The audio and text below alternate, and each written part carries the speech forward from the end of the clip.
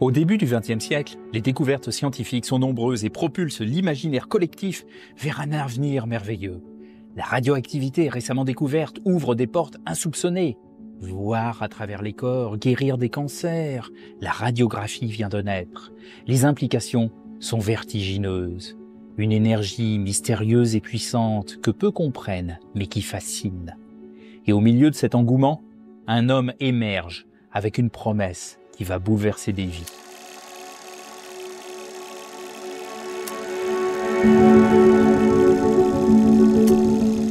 Aux États-Unis, le docteur William Bailey annonce un élixir de vie, le Raditor.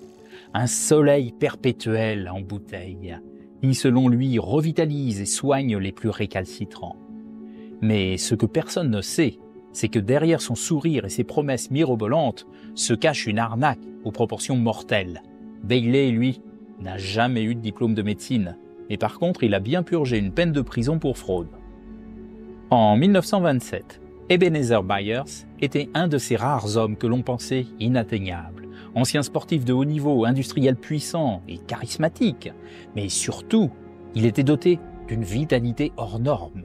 À 47 ans, il est au sommet de sa vie professionnelle. Et un jour, une simple chute change tout. Un accident ridicule dans un wagon-lit, il tombe de sa couchette et il en garde une douleur lancinante au bras, une douleur qui refuse de s'estomper et qui, par la même occasion, va l'envoyer sur un chemin qui le mène à sa perte. Son bras ne lui permet plus de pratiquer le golf alors qu'il était un ancien champion. Lui à qui tout réussit, il doit alors se reconnaître vaincu par un stupide accident de lit. Il se sent amoindri, devenu infirme, presque inutile. Il se refuse à l'accepter. Alors, il va voir son médecin, Charles Moyard, qui lui prescrit un tonique pour agir sur son système endocrinien et le requinquer. C'est le fameux Raditor du faux médecin William Bailey. Il faut dire que pour aider aux ventes, Bailey proposait 16% de rétrocession aux docteurs qui prescrivent son élixir miracle. Alors, Ebenezer, ou Eben, comme tout l'appelle tout le monde, va rapidement se procurer son médicament et commence le traitement. Les premières gouttes de Raditor sont comme une révélation pour Ebenezer. Il se sent revigoré, prêt à revivre pleinement. Il en prend une dose, puis 2 et jusqu'à 3 par jour. Chaque bouteille est un instant de soulagement, il est fasciné, il est intarissable sur son traitement, il en offre à ses amis et même son cheval en aurait eu une dose.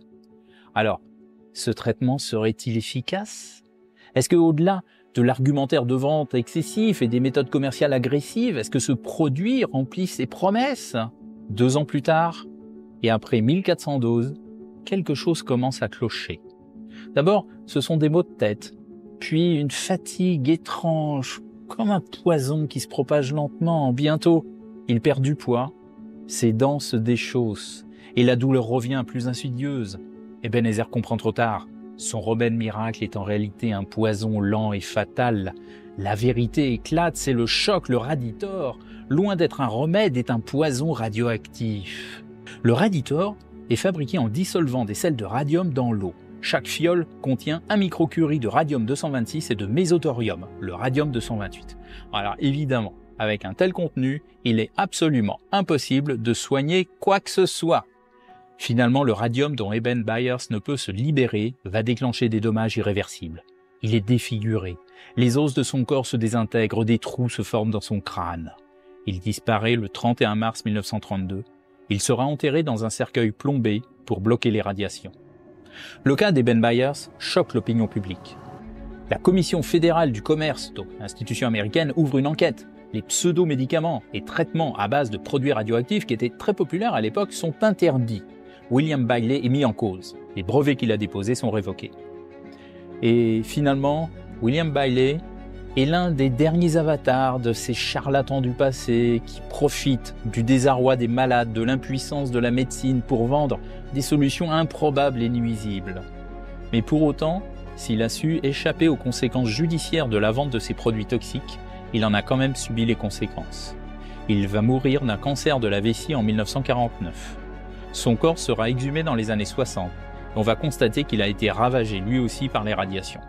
Et finalement, quand on y pense, Eben Byers aura quand même contribué à rendre le monde meilleur. Parce que sans lui et sans sa volonté de vouloir retrouver une vie normale après son accident, ces élixirs, crèmes, sirops et autres suppositoires radioactifs auraient continué à être vendus. Et qui sait combien de morts tragiques et inutiles il nous a protégés.